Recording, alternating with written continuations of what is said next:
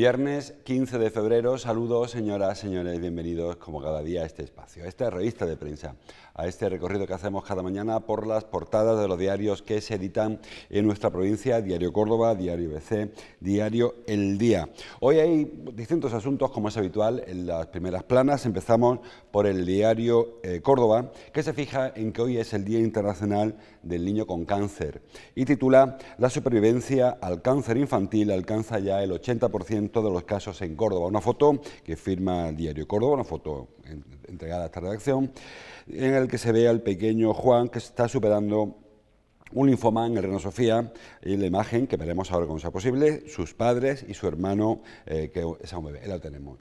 Como le digo, hoy se celebra el Día Internacional del Niño con Cáncer y son algunos de los argumentos que en ese sentido aparecen en los periódicos. El Diario Córdoba, que dedica su portada a este asunto, da un par de datos muy significativos. Por ejemplo, que se estabiliza la tasa de incidencia en menores.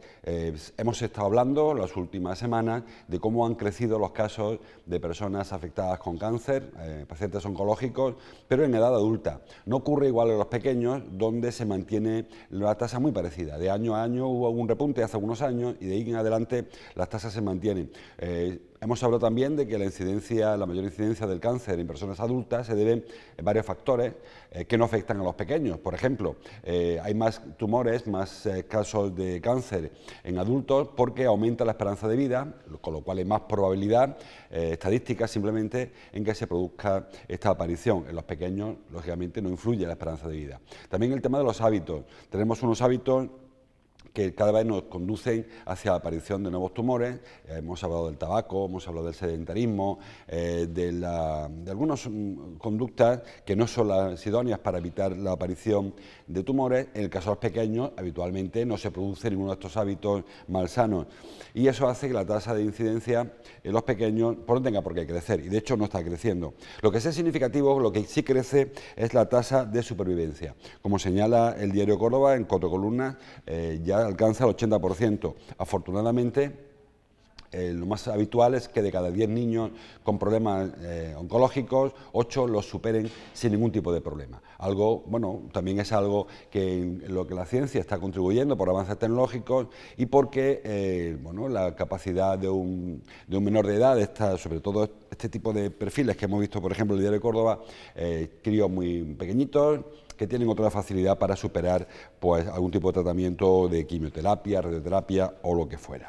Así que una buena noticia, una gran noticia con la que abrimos. Dice el Diario Córdoba que el Hospital Reina Sofía registra cada año casi medio centenar de casos nuevos en pequeños, en niños, casos de tumor infantil, de cáncer infantil, en pediatría, oncología pediátrica. Así que, bueno, una noticia importante. No ya el tema de que se celebre este día, sino de que avanza notablemente la investigación para paliar la aparición de casos y sobre todo para paliar efectos y evitar que la enfermedad afecte más de lo que sería idóneo, que es cero, a los pequeños afectados por el cáncer. Más cosas. El Diario El Día ha escogido para su portada otro asunto del que ya teníamos noticias ayer o antes de ayer. Titula "La policía detecta un aumento de mujeres en riesgo alto de maltrato". Hemos estado hablando esta semana de que Córdoba va a ser una ciudad pionera, una provincia pionera en el seguimiento de cómo afecta, de cómo repercute en la seguridad de las mujeres que han sido víctimas o están amenazadas, están expuestas al maltrato, cómo afecta el seguimiento y la protección que le presta el Estado, las fuerzas de seguridad, la justicia en definitiva. Bueno, pues ahora encontramos con que en Córdoba hay 950 y más hay casi 1000 mujeres con protección en nuestra provincia y de ellas 12 presentan una situación de peligrosidad elevada. Peligrosidad que se debe fundamentalmente al presunto agresor, al que podía ser agresor, que en ocasiones ya lo ha sido, es decir, por la reincidencia del agresor, y en otras ocasiones, bueno, porque la situación familiar pues aconseja a la justicia, a los jueces, a dotarla de una especial protección. Los menores que están vigilados, están protegidos, también han aumentado, y hay un incremento importante la policía que lo ha detectado, de mujeres que necesitan una protección especial. Saben que cuando una mujer interpone una denuncia, cualquier persona interpone una denuncia en un juzgado, pues cabe la posibilidad de que se le asignen unas medidas cautelares o de protección para evitar que se repitan o que se produzca la agresión, y sea especialmente sensible con el tema de la violencia machista, violencia doméstica o de género. Para ello está el programa Biogen, este sistema de protección a la violencia de género. Como les digo, se está produciendo una situación pionera, en la que Córdoba es experiencia piloto, para analizar, para evaluar cómo de eficaz es este sistema de protección, y en paralelo a esto la policía va detectando cómo hay más mujeres de las que estadísticamente se produce. Es decir, si una de cada 5 necesita una protección especial, se ve cómo se está aumentando. Bueno, también puede ser que al aumentar los seguimientos, la medida de seguimiento y de control de estas situaciones, se aprecie que hace falta extremar las cautelas, la protección, para evitar que se produzcan daños mayores que fundamentalmente, como saben, intentan evitar el ataque a la integridad de la mujer y en ocasiones, lamentablemente, la muerte de la persona que ya en su día lo denunció. También es cierto que un número importante de casos de agresión en el ámbito doméstico, violencia machista, se producen sin denuncia previa, con lo cual es muy difícil que, si una persona agrede a otra y la víctima no ha alertado de esta situación, pues la policía pueda protegerla, porque no hay conocimiento de ello. Por eso siempre insistimos en que es fundamental que la denuncia parta no solo de la víctima, sino también de su círculo cercano, de sus familiares, de sus amigos, que detecte situaciones anómalas en la pareja y que ponga en conocimiento de la justicia, que ahí puede se puede estar dando un caso de violencia machista, violencia de género, violencia en el ámbito doméstico, porque a veces la mujer, por cualquier causa, habitualmente por miedo a que se repita la agresión, no lo pone en conocimiento de la policía o de la justicia. Seguimos avanzando. La foto que nos queda, la del diario El Día, porque a veces se marcha de nuestro ámbito, luego veremos si da tiempo. Una foto que en el caso del diario El Día firma Jordi Vidal, es para un encuentro que ayer se produjo en Córdoba. Encuentro pionero en Córdoba, organizado por Fundecor y la Universidad de Córdoba. El titular: Epicentro de la Tecnología Industrial. Estamos viendo el pie de foto de uno de los expositores de On Industry, que es como se llama este encuentro, en el rectorado de la Universidad de Córdoba. Más de 300 empresas, dice el titular, se dan cita en este encuentro, en On Industry. Se trata de un encuentro en el que se avanza sobre la digitalización de los procesos. Parece que está todo dicho, pero como decía aquella zarzuela, hoy los tiempos adelantan, que es una barbaridad, y de día para día las cosas se quedan antiguas. Se trata de digitalización o de informatización de procesos, que hasta ahora parecían que era un tema artesanal o manual, o que depende de la mano del hombre. Poco a poco vemos como casi todo es susceptible de ser digitalizado, de ser informatizado, y que las máquinas coman terreno al ser humano. ¿Significa eso que seremos sustituidos por robots en un tiempo corto? Pues no, significa que los trabajos se aliviarán dicen los expertos, no lo digo yo, con la ayuda de las máquinas, de los robots. Y eso hará que el operario, en lugar de estar manejando manualmente una máquina, pues se dedique solamente a programarla y a vigilar que el proceso se complete. Ha habido muchos casos. Vemos esta máquina, que está en la fotografía. Ha habido otros muy significativos que han salido en este encuentro. Un encuentro en el que han venido personas de empresas importantes, como es el caso de Siemens, Grupo Cosentino. O sea, ha sido un encuentro muy importante, también de la industria 4.0, de lo más puntero que hay en España, de la industria que se dedica fundamentalmente eso, a digitalizar, a dotar a los procesos productivos de automatismos ligados a la informática y a la digitalización, y sobre todo a la conexión.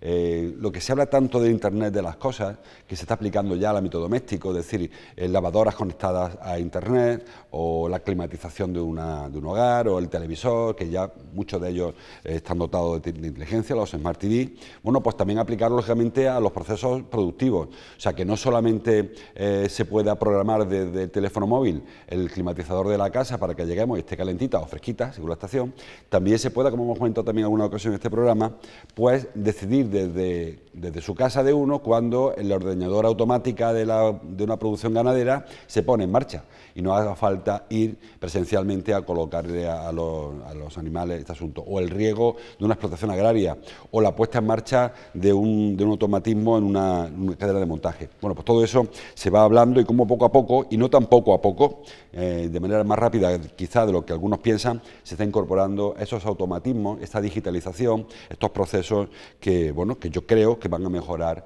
el trabajo, van a aliviar sobre todo trabajos gravosos, trabajos penosos que se producen, como saben, todavía en nuestro ámbito, en la producción, en los sistemas productivos, para pues aliviar, como les digo, y para mejorar la calidad de vida de los trabajadores. Bueno, vamos con los sumarios. Hay alguna información, la verdad que está muy dispersa porque hoy todo el mundo está atento a una rueda de prensa, a una comparecencia pública, sin preguntas por cierto, del presidente del Gobierno, de Pedro Sánchez, que será a las 10, dentro de 15-20 minutos, si están viendo este programa por la mañana, y que en donde anunciará, parece que anunciará la fecha de convocatoria electoral. Así que ese asunto aparece en muchos periódicos, ocupando buena parte de las portadas y también, como viene ocurriendo estos días, desde el martes, el juicio del Procés, en el que ya ayer hablaron tanto Junqueras como Joaquín Forn y, bueno, pues ya hubo los rifirrafes que se esperaban. En el ámbito local, luego si da tiempo iremos al ámbito nacional. Dice el diario Córdoba en su sumario: hallados en la sinagoga los restos de un complejo religioso hebreo, lógicamente, judío. Saben que hace mucho tiempo que se está trabajando lo que se conoce como la Casa del Portero. La sinagoga, saben que es un edificio religioso tardío, ya cuando posterior al califato, que no es la sinagoga que hubo en los tiempos del esplendor de Córdoba, pero sí que es una sinagoga muy singular, muy característica. Este edificio, que fue un templo religioso durante muchísimo tiempo, luego a partir de la expulsión de los judíos de España en el final del siglo XV, se dedicó a otras cosas. Desde ermita, fue una escuela, fue un hospital de leprosos, un lazareto, fueron muchas cosas. Cuando la sinagoga se redescubre, ya en época mucho más reciente, pues se encuentra, al quitar de la pared la cal, se encuentra que debajo hay una serie de trabajos de artesanía y a partir de ahí se redescubre la sinagoga. Ahora se está trabajando los edificios anexos, porque la gente, los arqueólogos, los arquitectos que trabajaban en esta recuperación, se sorprendían de que una sinagoga con ese nivel de cuidado en cuanto a su construcción fuera una pequeña sinagoga, como es el resultado, si ustedes han visitado, y si no, les invito a que lo hagan. Es un pequeño edificio donde difícilmente puede explicarse que se pusiese tanto esmero en su construcción si fuese un pequeño edificio. Así que se ha trabajado en las casas que rodean la sinagoga y sobre todo la Casa del Portero, que es un edificio que está comparé con la actual sinagoga, que se utilizó en su día para el portero del colegio cuando aquello era en la época en la que fue un colegio. Bueno, pues en ese edificio han aparecido restos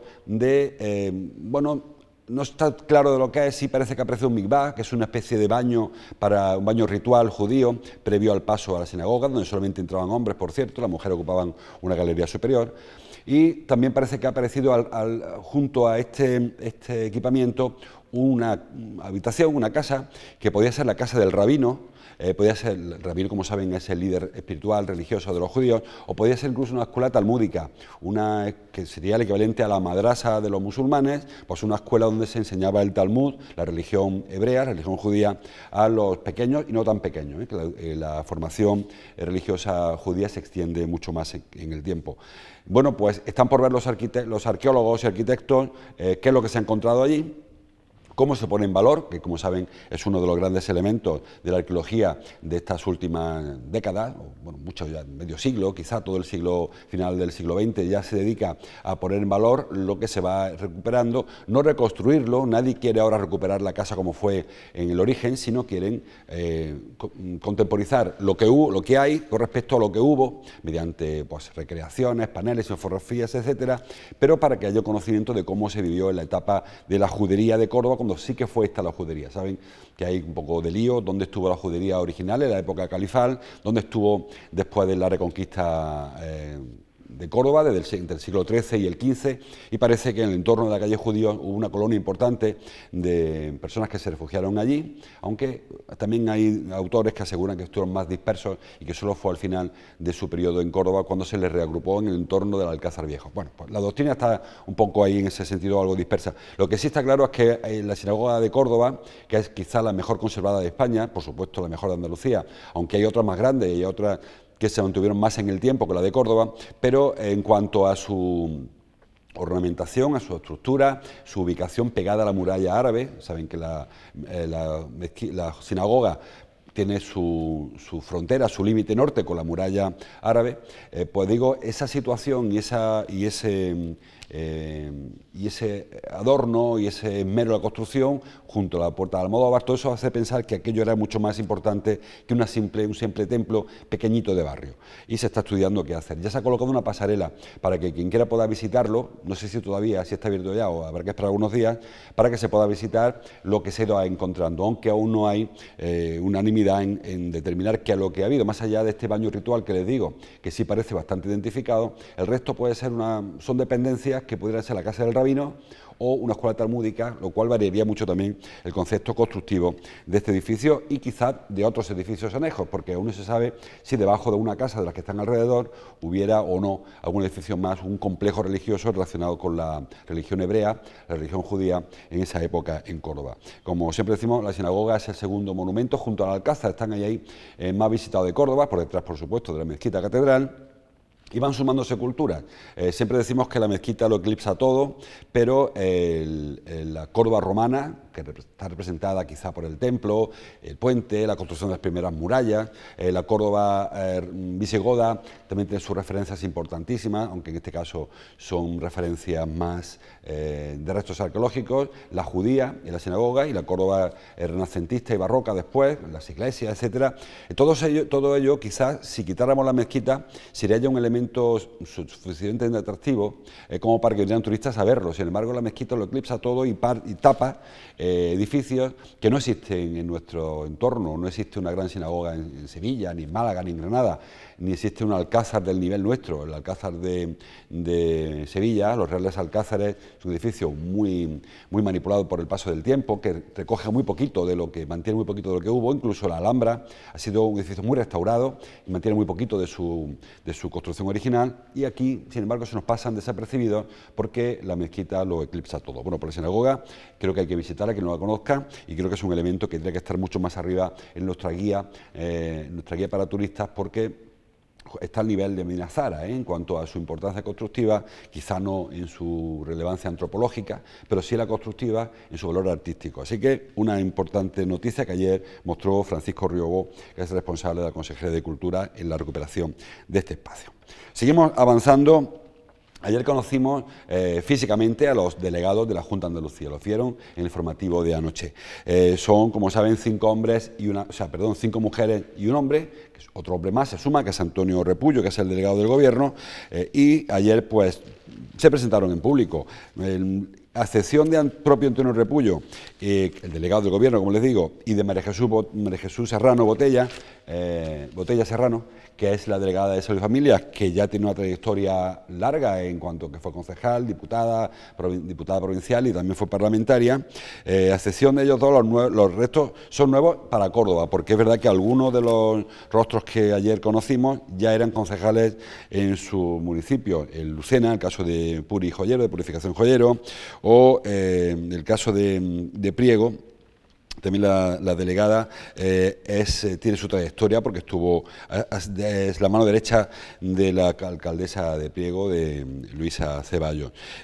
Araceli Cabello, también muy conocida en el norte de la provincia, en Pozo Blanco.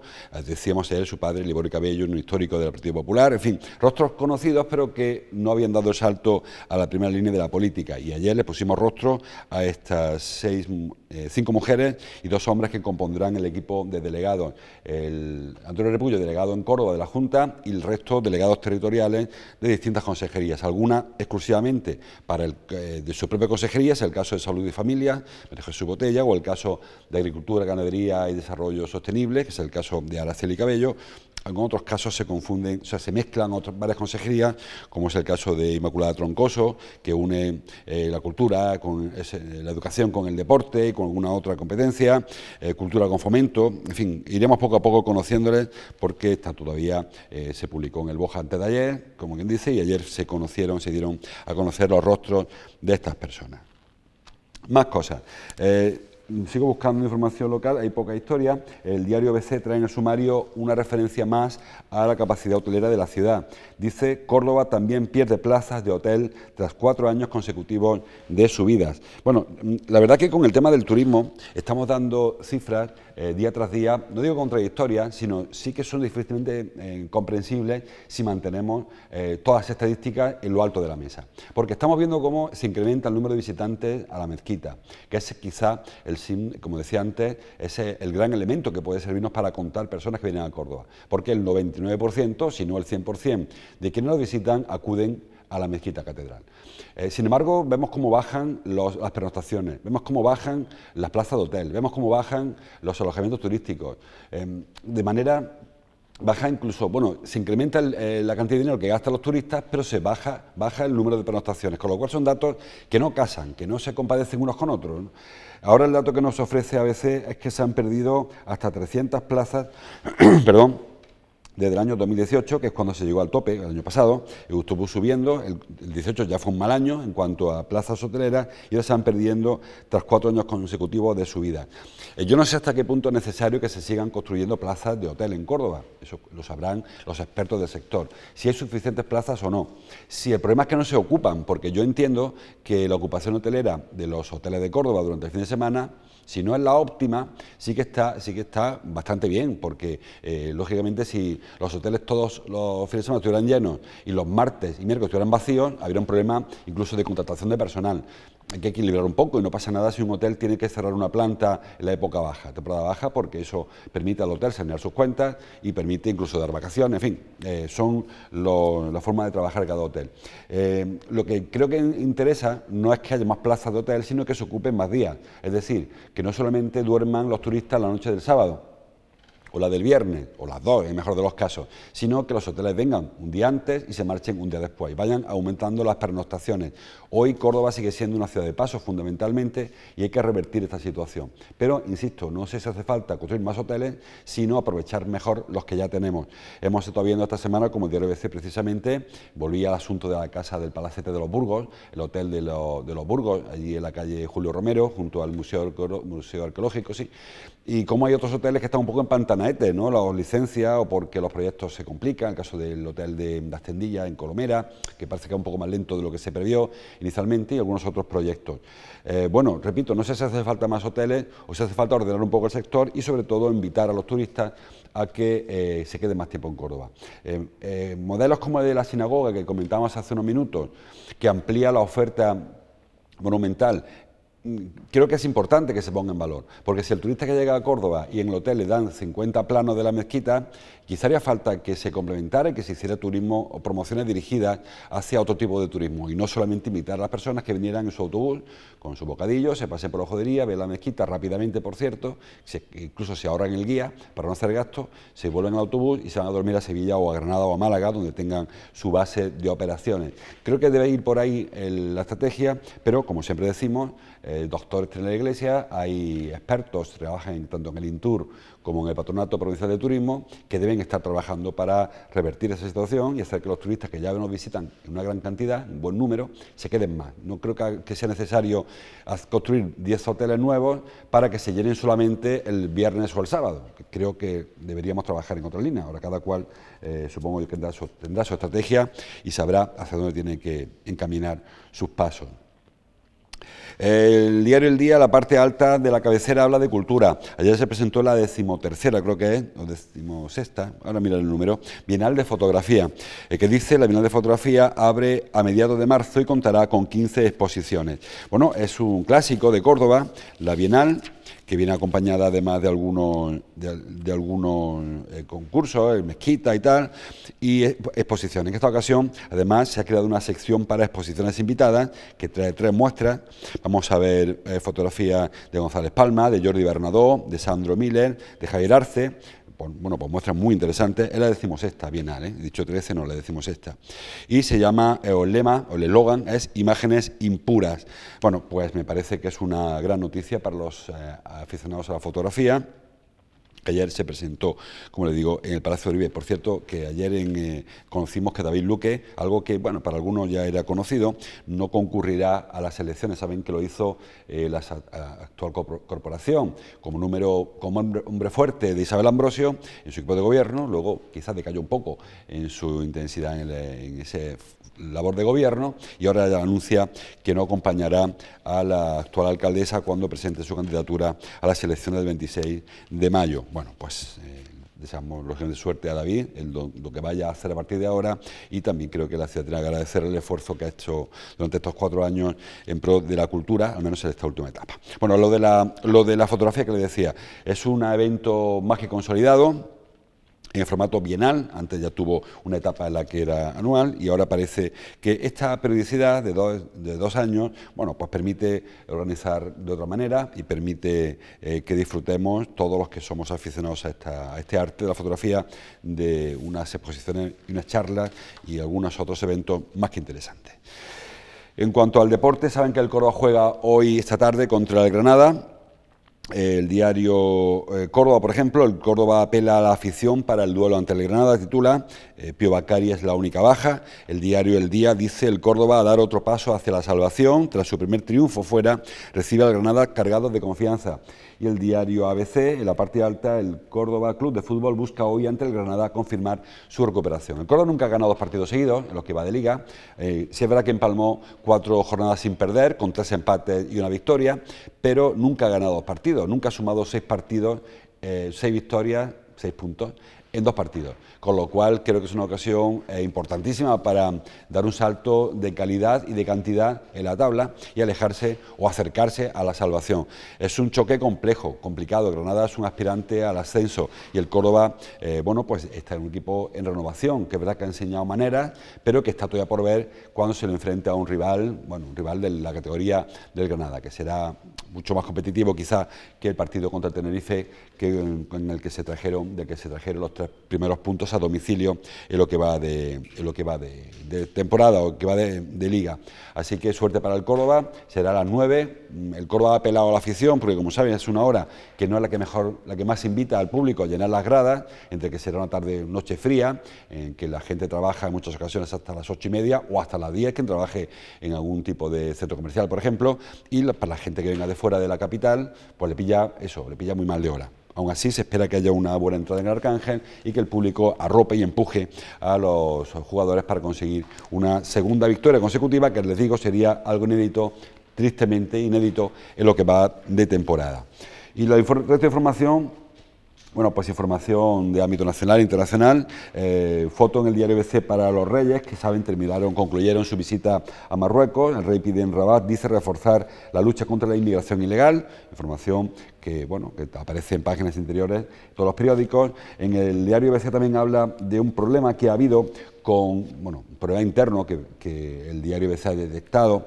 El PSOE dice: purga a los díscolos antes de las elecciones. Saben que cuando se produjo esta historia del relator y de que apareció la vicepresidenta hablando de que se estaba trabajando en la figura de una persona, en una especie de intermediario entre el gobierno catalán y el gobierno español, el gobierno del Estado, los dos son españoles, hubo líderes del PSOE que mostraron su disconformidad. Y algunos de ellos, como es el caso que cita el diario ABC, el de Soraya Rodríguez y el de Barreda, pues han sido purgados, dice el diario ABC. Bueno, el PSOE está preparando la Diputación Permanente. Cuando el presidente Sánchez anuncia de aquí a un rato, de aquí a un minuto, la fecha de nueva convocatoria electoral, si es inmediata, si fuera la fecha más corta, disolvería el Parlamento de aquí a unos días. Con lo cual, cuando el Parlamento, el Congreso se disuelve, se queda en funcionamiento la Diputación Permanente. Y habitualmente ahí los partidos colocan a personas, pues bueno, de resolución, es decir, personas cercanas a los aparatos de los partidos que puedan tomar decisiones.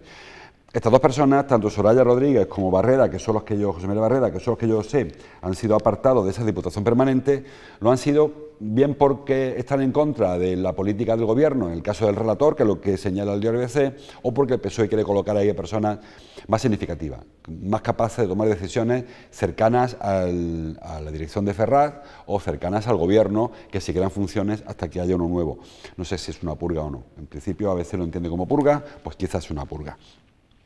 El resto de información decía Pedro Sánchez que va a convocar ya prácticamente, o sea, va a anunciar, no convocar, va a anunciar cómo serán, quizá lo que anuncie sea que no haya elecciones, o sea que en principio lo que pasa es que es raro que convoque una comparecencia pública para decir que no pasa nada. Entiendo yo que va a convocar las elecciones. Y el diario Córdoba dedica un cintillo para el juicio del procés.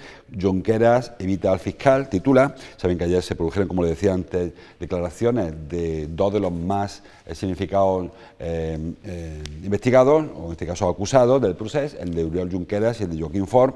Y Junqueras lo que hizo fue, solamente contestó a las preguntas de su defensa, por eso dice evita al fiscal, también evitó a la acusación particular y hizo un alegato político. Ellos quieren irse, los imputados quieren hacer de este juicio un juicio político y la Fiscalía está intentando demostrar que no, que es un caso de un delito común, un delito cometido por ellos como lo puede haber cometido cualquier otro ciudadano que no fuese representante institucional. Bueno, pues quedan muchos meses de juicio y muchas veces oiremos este mismo argumento, el de me están acusando por ser político, por un lado, y el de le estamos acusando porque usted cometió un delito, presuntamente, siendo o no político, que es intrascendente.